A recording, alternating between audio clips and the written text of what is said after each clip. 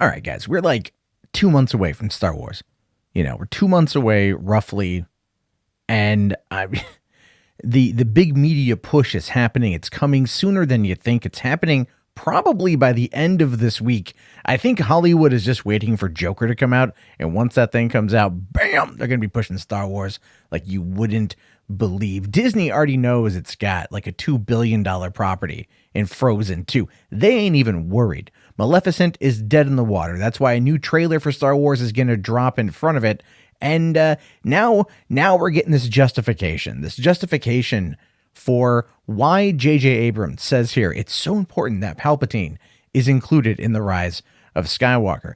And it makes sense and it doesn't make sense. And the thing is, I want to give JJ the benefit of the doubt here. So let's just go through what it says here. So now, speaking with Empire via Slash Film, the Rise of Skywalker director JJ Abrams discusses the reason why he wanted to include Palpatine in the new film, despite the fact that many fans want him to stay dead. And look, after 6 films of dealing with Emperor Palpatine, Darth Sidious, his journey came to an end.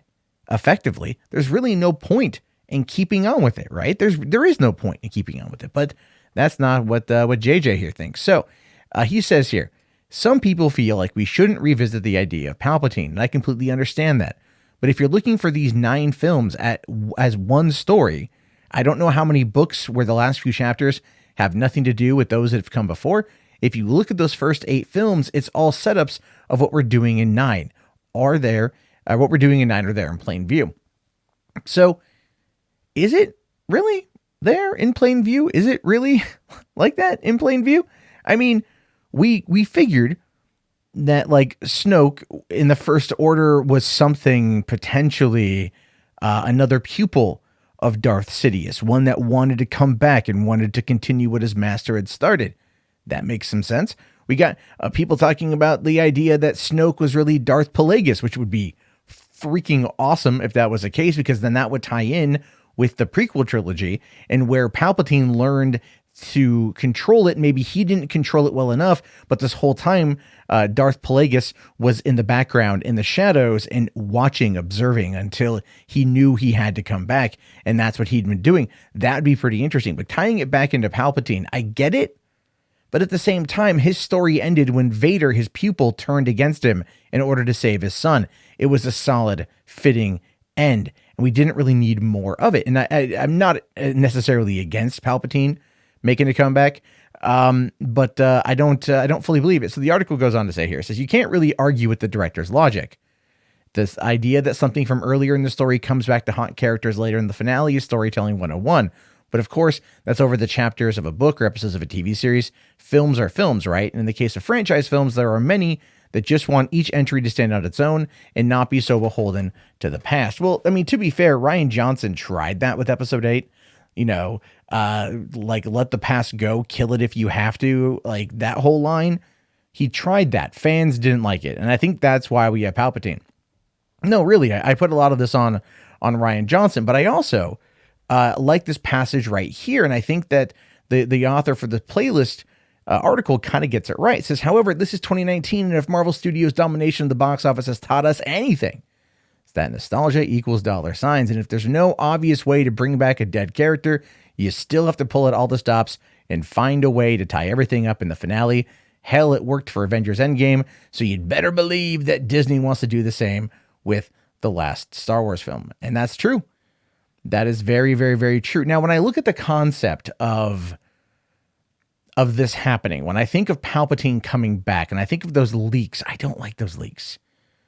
What I kind of like is the idea that that ties into Star Wars Battlefront 2, the storyline there, where Palpatine had left messages via holocrons for the Empire and what to do in that case, and maybe there's just an AI of him or something. I think that would be kind of cool. But at the same time, they're going to tie it into Darth Plagueis, that Palpatine's going to have found a way to conquer death. And that's exactly what happened. Never mind the fact that he was thrown into a reactor as it was exploding and he was in space, But then again, if the Carrie Poppins scene from The Last Jedi taught us anything, it's that reality means nothing in Star Wars, that the rules of the universe mean ultimately nothing. Although they've kind of bent the rules on many occasions, you know, like going into the worm's belly on the asteroid and being able to go out and walk around because it had like winged parasites on the inside. There was some things. I will fully admit to that one. But that being said, I get why JJ's done it. I get why JJ wants to bring back Palpatine. I just don't quite know how they're going to make it make sense in the way that's going to be considered fulfilling. I am interested. I am still excited. If the leaks are real, which I don't even know, I am less so, because I think that at the end, the whole Force Ghost coming together to defeat Palpatine once and for all is just dumb, right? I think it's really dumb. But I don't think those are real. I think part of it is, maybe part of it isn't. But at the end of the day, we'll have to wait and see what's going on with this one here. I am curious to know your guys' thoughts, your guys' opinions on this one. Real or fake? Let me know, please. I will talk to you guys later.